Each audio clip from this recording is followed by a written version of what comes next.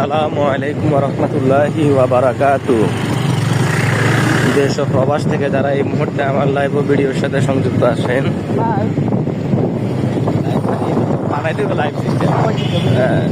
যারা সংযুক্ত আছেন বা পরবর্তীতে সংযুক্ত হবেন বা ভিডিওটি দেখবেন, তো আশা করি সবাই এই ভিডিও থেকে ভালো একটু বিনোদন অনুভূতি প্রকাশ করতে পারবেন।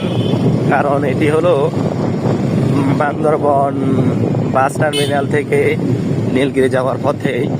আমার পাশে আমার প্রিয় ভাই স্বপন ভাই আছে, উনি হুন্ডা রাইডার্স। উনি আমাদের সামনে আরো কিছু গাড়ি যাইতেছে। আমরা সবাই একসাথে শত শত গাড়ি, এই গাড়িগুলো এভাবেই এই আঁকা বাঁকা রাস্তা দিয়ে, উঁচু নিচা রাস্তা দিয়ে পাহাড়ের দিকে উঠতে উঠতে একেবারে নীলগিরি নীলাঞ্জনার ভিতর উড়ে যাবে। আমরা অনেক সময় নীলগিরি নীলাঞ্জনার একটা গান আর গজল শুনে থাকি।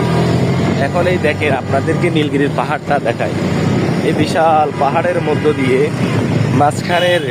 পাহাড়ের মাঝখান দিয়ে একটি প্রবাহিত রাস্তা, একেবারে ধীর গতিতে, কত উঁচু মানের রাস্তা। দেখেন গাড়িগুলো উঠতে সর্বোচ্চ তাদের ইঞ্জিনের সবটুকু পাদানি দিয়ে গাড়িগুলো উপরে উঠে। কত খাড়া রাস্তা দেখেন, এত খাড়া রাস্তা।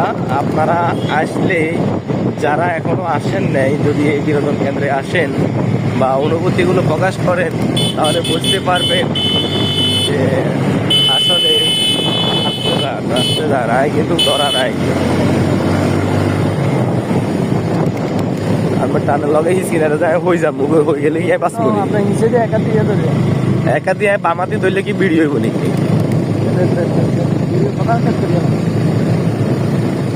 তো এই হলো পাহাড়টা, কেন আর এইভাবেই শত শত মানুষ পাহাড়ি অঞ্চলের পাহাড়ের বন বিভাগগুলো দেখার জন্য আসে। পুরো বাংলার আনাচে কানাচ থেকে, পুরো বাংলার একেবারে সীমান্তের শেষ প্রহর থেকে মানুষ এসে এখানে পাহাড়ের অনুভূতি, পাহাড়ের আনন্দময় দৃশ্যগুলো তারা ক্যাপচ করে নিয়ে যায়। পরবর্তীতে তারা তাদের মোবাইল এবং ভিউ ফাংশনে তারা এগুলো দিয়ে ভিডিও করে।